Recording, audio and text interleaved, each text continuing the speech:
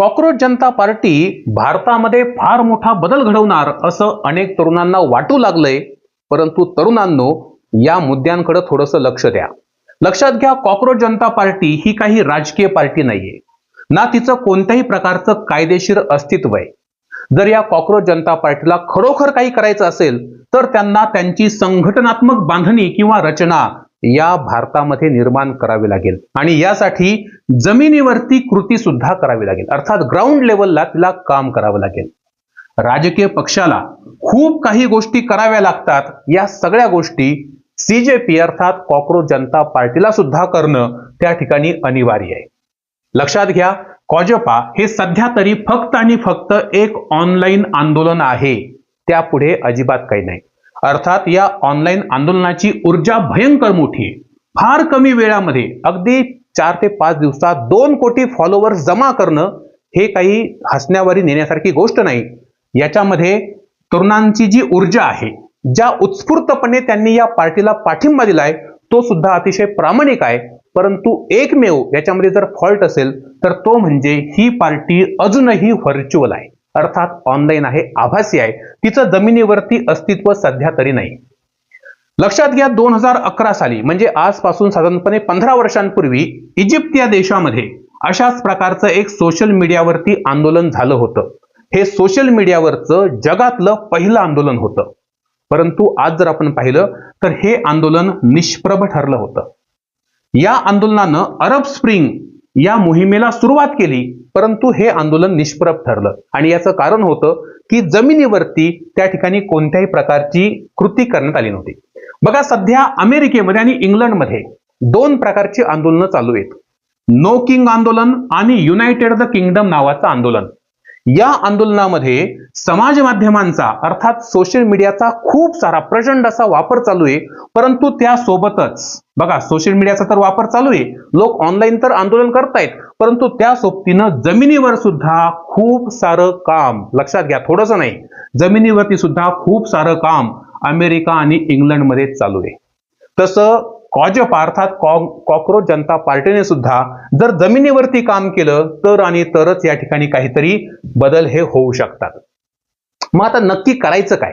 बघा, ज्या लोकांना वाटते की आपला बदल हवाय त्यांना बाहेर पडावं लागेल. कुठून बाहेर पडावं लागेल? घरातून आणि फोनमधून, तुमच्या मोबाईलमधून बाहेर पडावं लागेल आणि मैदानात उतरावं लागेल.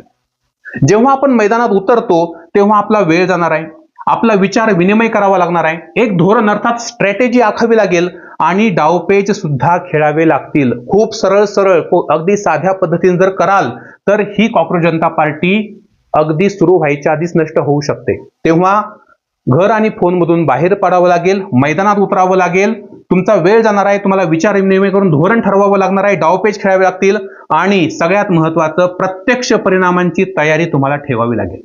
प्रत्यक्ष परिणाम म्हणजे जेव्हा आपण सत्तेच्या विरोधात जातो किंवा सत्तेमध्ये काही बदल करू इच्छितो, सिस्टीमच्या विरोधात जातो, त्यावेळी आपल्यावरती कारवाई होणं, आपला जेल होणं, या सगळ्या गोष्टींची तयारी आपल्याला ठेवावी लागेल.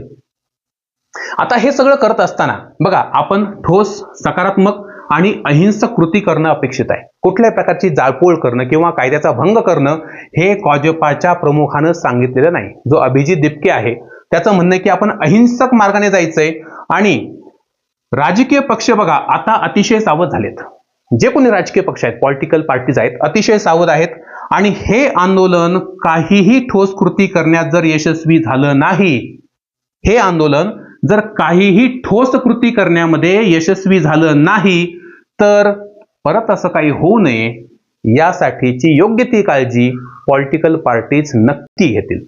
म्हणजे पुन्हा पुढच्या 5, 10, 15 वर्षामध्ये अशा प्रकारचं आंदोलन हे आपल्याला भारतामध्ये तरी बघायला मिळणार नाही.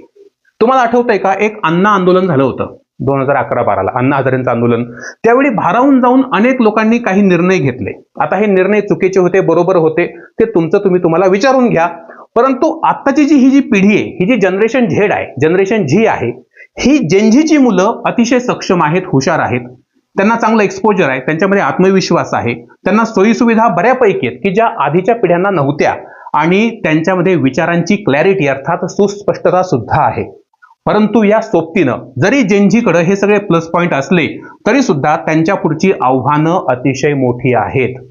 तुम्ही इतकं सोपं समजू नका. जे कॉक्रोच जनता पार्टीला सपोर्ट करतात, फॉलो करतात, तुमच्या पुढचा रस्ता इतका पण साधा सोपा नाहीये. आव्हानं मोठी आहेत आणि ही आव्हानं जसजसे दिवस पुढे पुढे जातील तशी वाढत जाणार आहेत, हे आपण लक्षात घ्या.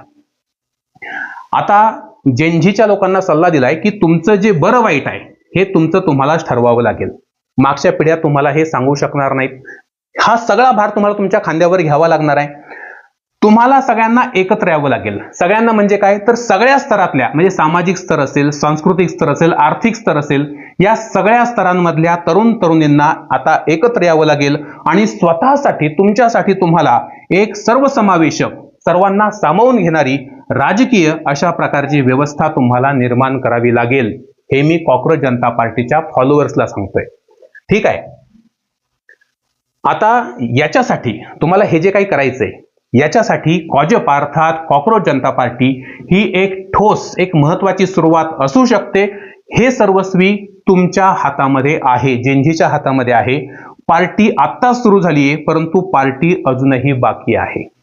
पार्टी तुम्ही ऑनलाईन तर काढली, परंतु जिचं कायदेशीर अस्तित्व आहे, जी त्या ठिकाणी निवडणुका लढवू शकेल आणि तरुणांना त्यांच्या हक्काचं व्यासपीठ देईल, अशा प्रकारची पार्टी अजून देखील त्या ठिकाणी बाकी आहे. मित्रांनो, हा जो व्हिडिओ आपण केला, हा सिनेसृष्टीतील ज्येष्ठ अभिनेते अतुलजी कुलकर्णी यांनी फेसबुकवर एक लेख लिहिला होता. त्याचा थोडक्यात सारांश किंवा अगदी सोप्या शब्दामध्ये ते तुम्हाला समजावून सांगण्याचा प्रयत्न मी या ठिकाणी केलाय. जर तुम्हाला अतुल कुलकर्णी सरांचा लेख वाचायचा असेल तर त्याची लिंक कमेंटमध्ये आणि डिस्क्रिप्शन बॉक्समध्ये मी तुम्हाला पुरवतोय. त्या लिंकवरती क्लिक करून तुम्ही तो लेख त्या ठिकाणी वाचू शकता. आजचा व्हिडिओ आवडला असेल, लेखाचं नाव आहे द कॉक्रोच मोमेंट. ठीक आहे. आजचा व्हिडिओ आवडला असेल, लाईक करा, शेअर करा, फॉलो करा, सबस्क्राईब करा. थँक्यू.